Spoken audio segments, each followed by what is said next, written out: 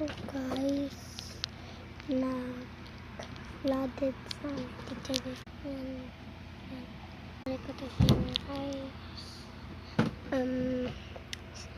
Kaganina kasi hugas ng plato kuya ko. Umahon na kasi yung tubig sa amin. Tapos yun. Kaya kaganina.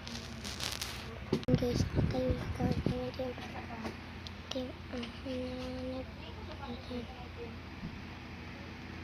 Grabe raming tubig. Kumakain ng mga guys. Bigla-bigla mahal.